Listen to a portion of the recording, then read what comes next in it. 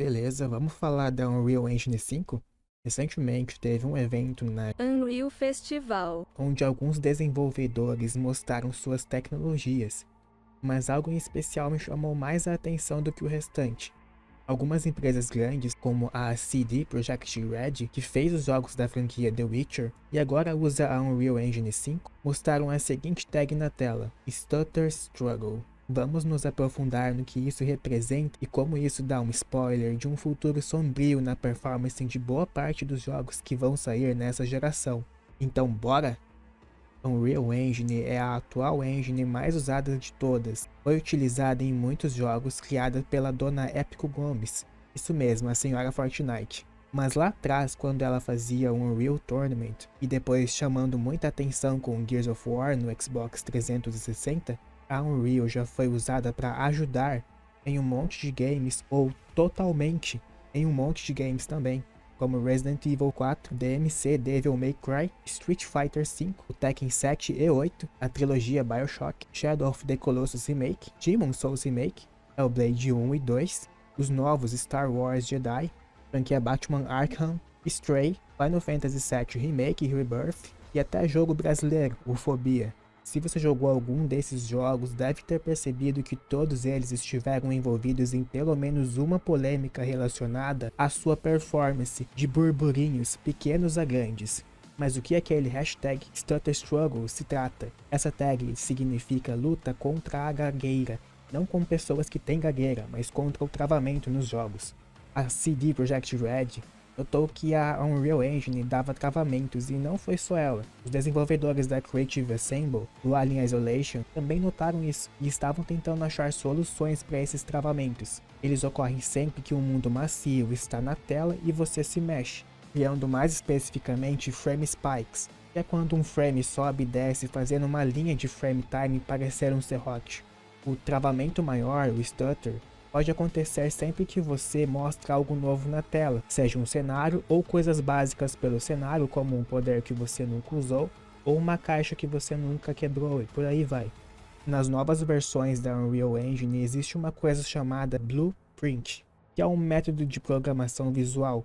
Você pode linkar ações para os atores aqui não são da vida real, assim como são chamados vários dos assets mostrados na tela como seu personagem. E tem várias coisas prontas que podem ser linkadas, fundidas e fazer variações praticamente infinitas.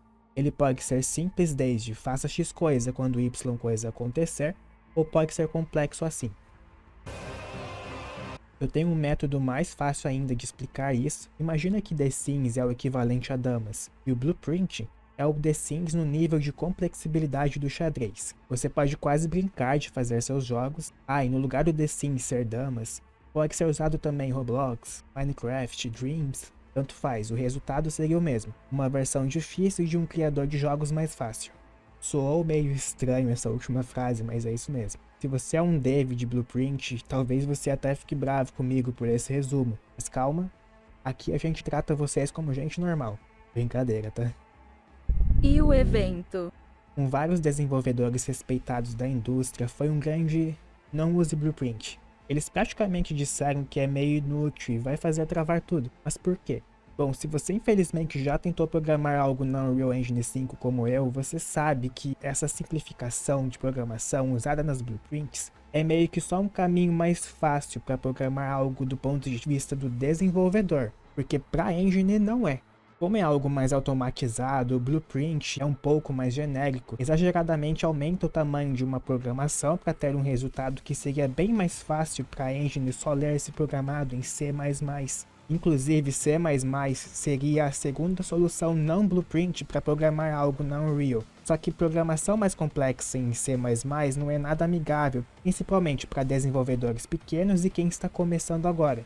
Imagina que você vai falar para uma pessoa que ela vai ter que simplesmente programar do zero uma Sign Distance, resolver no código todos os eventuais bugs e problemas que isso pode gerar de primeira e também suas variações, sendo que em Blueprint tem botões que fazem isso por você. Para projetos pequenos isso não é exatamente um problema muito grande, na verdade até ajuda, mas para jogos AAA, aí danou-se.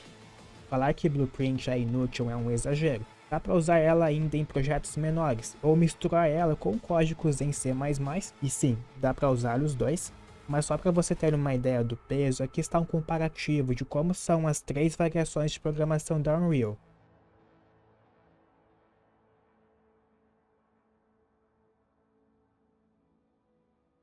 Lá atrás eu mencionei que os desenvolvedores como a CD e a Creative estavam falando sobre isso, e só para deixar claro, eles estão com as últimas versões da engine e estão estudando formas de fazer o jogo ficar mais leve. Mas isso não significa que eles resolveram. Na verdade, eles contornaram o problema. Chegaram até a fazer seu próprio método de renderização dentro da Unreal Engine 5, e as quedas de frame ainda podem existir. A Unreal Engine é uma das engines mais usadas hoje em dia. Os novos The Witchers estão sendo feitos nela. Talvez o novo game do Alien. Aí você pensa, só não jogar esses jogos? Ou talvez só esses jogos vão ser um problema? Vendo o boom que foi The Witcher e Cyberpunk, você provavelmente vai sim jogar os novos games da CD se for o seu estilo de game. E tem vários outros a caminho, como o novo Perfect Dark, o Tomb Raider, Silent Hill 2 Remake, já citado aqui no canal. Inclusive no trailer dá pra ver o jogo travando quando James abre novos cenários através das portas. Tem também o Metal Gear Solid Delta, o Marvel 1943, Rise of Hydra, o Black Myth Wukong, Stalker 2 e muito mais. Pelo histórico da Unreal Engine no passado, mesmo que recente, com a Unreal Engine 5, com jogos pesados e ou travados, como já citado o Hellblade 2 e o Bodycam, Ark 2, o Immortals of Avium. O futuro desses jogos está vindo como uma nuvem negra, e fica difícil criar um hype neles, sabendo que pelo menos metade deles vai dar uma bela de uma flopada ou ter algum grande problema. O que esperar então? Um milagre? A CD Projekt Red, que foi uma das que mais chamaram a atenção no evento, já foi uma das mais respeitadas desenvolvedoras da indústria. Todo mundo botou fé em Cyberpunk, da empresa de um GOT só, e todos já sabem como foi o final dessa história. Bom, se eu fosse vocês, eu já usaria alguns métodos de prevenção com qualquer jogo da Unreal Engine 5, como evitar pré-vendas e esperar os jogos saírem, só para ter certeza que vai estar tudo certo. E você, o que acha sobre isso? Percebeu mais algum ponto que gostaria de comentar? Deixa nos comentários. Se gostou do vídeo, considere dar o like e se inscrever para futuros vídeos nesse estilo. Até a próxima.